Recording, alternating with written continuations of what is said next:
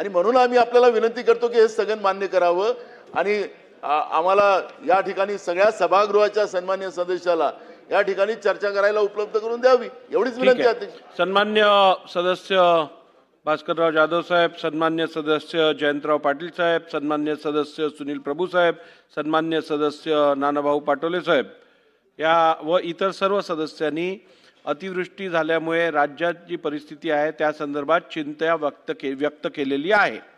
त्या अनुषंगाने आपण अनेक स्थगन प्रस्तावही सकाळी माझ्याकडे सादर केलेले आहेत. त्या अनुसार मी ते निकषात बसत नसल्यामुळे त्यांना अनुमती नाकारली आहे. परंतु विषयाचं गांभीर्य लक्षात घेता मी तुम्हाला थोडक्यात तुमची बाजू मांडण्याची संधी दिली. तरीही सभागृहाचं त्यातून समाधान झालं नसेल तर मी आपल्याला अर्धा तास चर्चा म्हणा किंवा अल्पकालीन चर्चा म्हणा किंवा इतर आयुधातनं आपण सादर करावं, मी निश्चितपणे परवानगी देईन. चला पुढे, चला पुढे, बसून घ्या, चला पुढे. लक्षवेधी क्रमांक 1 मग कितवी आहे? ठीक आहे, मग प्रस्ताव चालू करा. ठीक आहे, एक काम करूया, लक्षवेधी आपण बिलांच्या इंट्रोडक्शन नंतर घेऊया. आपण बिलांचं इंट्रोडक्शन पहिली घेऊया. बिल लक्षवेधी त्यानंतर घेऊ. चला बिल घ्या. शासकीय विधेयके पुरस्थापनार्थ सन 2026 चे विधानसभा विधेयक क्रमांक 52. थांबा.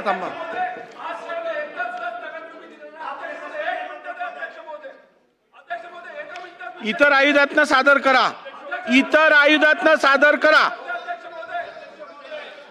दादा जयंतराव पाटील साहेब, हे कुठेतरी थांबायला पाहिजे. तुम्हाला दिलं, त्यांना दिलं, मग असं तर 40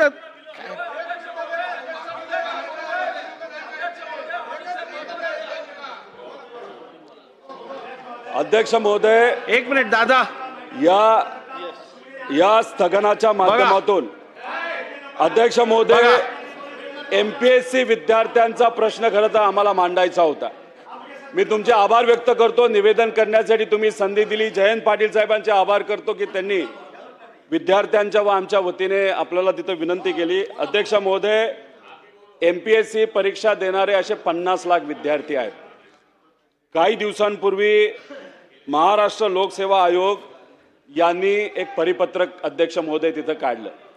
या परिपत्राच्या माध्यमातून अध्यक्ष महोदय, एमपीएससी काय सांगते की आजपर्यंत ज्या ऑफलाईन परीक्षा घेतल्या जात होत्या त्या याच्या पुढे आम्ही ऑनलाईन घेणार आहोत. अध्यक्ष महोदय, असे अनेक उदाहरणं आहेत ज्याच्यामध्ये ऑनलाईन परीक्षा जेव्हा घेतल्या गेल्या त्याच्यामध्ये भ्रष्टाचार झाला, पेपर फुटला. त्यामुळे आमचा ऑनलाईन परीक्षा घेण्याच्या बाबतीतला विरोध आहे, विद्यार्थ्यांचा विरोध आहे. त्यामुळे आपल्याला विनंती करतो की आपण सरकारला सांगावं की अशा पद्धतीने ऑनलाईन परीक्षा घेऊन चालणार नाही. गेल्या 20-25 वर्षामध्ये ऑफलाईन परीक्षा जी एमपीएससी आजपर्यंत घेत आलेली त्याच्या एकदा सुद्धा पेपर फुटलेला नाही.